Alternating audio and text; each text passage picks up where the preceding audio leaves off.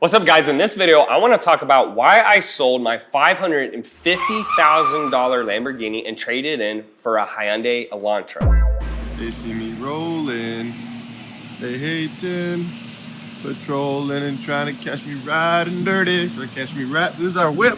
What's up, guys? Chidester here, teaching you how to build profitable online businesses. So in today's video, I actually wanted to talk about why I sold a $500,000 plus Lamborghini and how it relates to happiness, how it relates to you so that you can avoid the same mistakes that I've made. Now, I think the best way to start this video off is talk about why I bought it in the first place and what it represented. So for a little context and background, just keep in mind, I grew up in a family, there were 7 kids, so I'm one of 7. I have 6 siblings. My dad was on a teacher's salary. My mom was a stay-at-home mom. And I don't try to make it sound worse than it was, but funds were tight. I'd see my parents essentially always, budgeting. Sometimes they'd have fights about it. Nothing crazy, but obviously there were arguments and discussions, and my mom sometimes would buy stuff that my dad didn't agree with. And I just remember growing up that I didn't want to live that way. I didn't want to have money be so tight that I couldn't buy stuff because I couldn't afford it. I just wanted it to be, I didn't buy stuff because I didn't want it. So originally when I was starting my business, I dropped out of school. I had about a year left of engineering, and I actually moved home to live at my parents. And I remember to this day, I actually printed out a red Lambo Aventador picture from the internet, and I put it right on my wall. And I think the biggest thing is that represented to me was wealth, right? Like the Lamborghini, if I could afford that, would represent that I had, quote unquote, made it.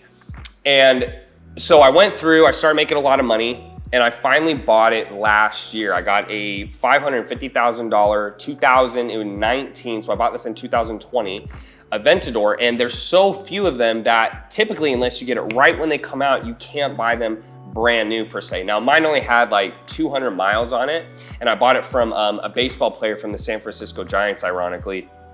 But it was such a surreal moment because of what it represented. Now, part of the reason I think I wanted to make money, or people do in general, is they're very fearful, right? So you first start off, you're broke, you don't want to live that way. Then you start making money, and you continue to make money because you're fearful of going back to where you were before. And then ironically, by the time I could buy it, it did symbolize wealth, but I didn't even want it as much anymore. And that's the irony, is when you're broke, you seem to want all these things, and then as soon as you can have them, they seem to lose their significance, which I think is very interesting. I'm gonna talk about more in this video. So ironically, by the time I can actually buy this Lamborghini, I think the real reason I bought it was, yes, it signified wealth, but it was for status. So you have to understand, I was living in Houston, and at the time I thought Houston was great, and I was trying to get an apartment there and live there, and it got taken from me at the last minute. I had an issue with the other real estate agent, so I moved to Miami. And in Miami, things are very different. A lot of nice cars, a lot of pretty girls,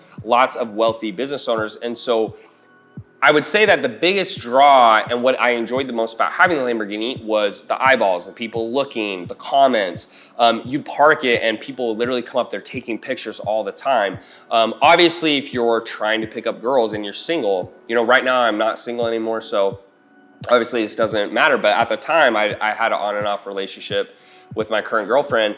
And so it was fun because obviously girls looked at status. And sometimes, it doesn't matter if you know it's gonna be a serious thing or a fling. It's just fun for the fact that it helps you pick up attractive girls. And so all those things are obviously very fun. It doesn't bring lasting happiness by any means, and I'll get into that, but it's absolutely fun, no doubt about it. So I'm doing all that, and then this last year, just recently, 2021, I moved to Puerto Rico for tax purposes, right? I'm trying to get away from the 40% tax.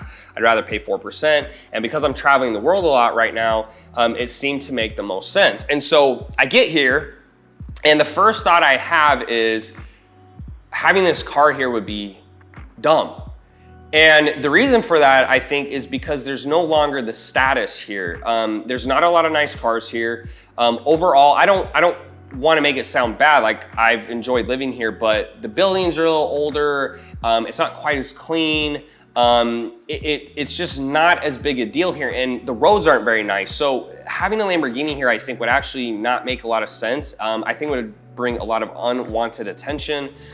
I don't think it'd be easy to take care of it. So it's a very different atmosphere besides Miami. On top of that, I got a girlfriend.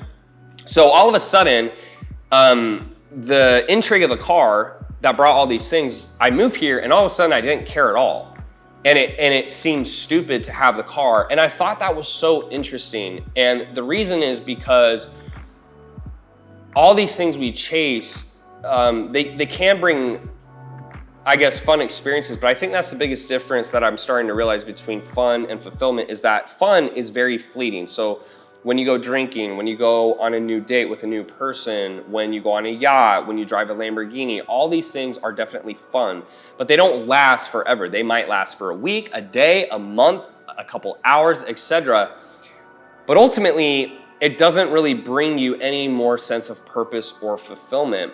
And so it took me moving to Puerto Rico to really understand that. Ultimately, what I'm getting at here is I think what I enjoyed about the car, right, was how it made me feel more significant, how it brought more connection with people, right? Because girls would approach me more, people would say things, or they'd ask for a picture. And once I moved here, it just didn't seem to make sense, right? Because I just don't think the same type of girls live here that live in Miami, right? I have a girlfriend. The roads are not super nice for that car. And so all of a sudden, it seems so much less important to have that car than I originally thought when I was living in Miami. And what I've started to learn that really the moments that make you the happiest or the most fulfilling or sustaining is relationships with other people. And so I think the shift that I need to make, and hopefully you can get from this video, if you truly want to be happy, is as you begin to accrue wealth and get more money, is don't put your time into things or buying stuff. Put your time into really trying to create more connections with other people, whether that be traveling or because you have more time because you made more money, texting that person or having phone calls. And it really just comes down to planning, putting it into your phone. Because yes, those things can be fun. I don't think it's a bad thing. I may buy another one in the future, but ultimately, it was so interesting to just see the shift in mindset I had just by moving places. And if those things really made you happy, I don't think I would have gotten rid of it. I'd still have it. So I think a lot of what we go after and stuff is impressed upon us by who we live with, where we live, what other people say. And something I'm learning is that at the end of the day, none of those things really actually matter or really actually will make you happy. So I traded that thing in, I sold it and I got a $2,500, I think it's 2005 Hyundai Elantra, just to get me around down here. And I thought that was just super interesting. I wanted to share it with you guys. I'm hopeful that it's helpful for you. And I hope that instead of chasing things or items, so put your time into people, things, and connection, because I ultimately think that's when you will feel the happiest. So I hope that's helpful for you guys. If you found value, make sure to subscribe and check out one of the two videos here on the left and the right. As always, I appreciate you, and I'll see you in the next video.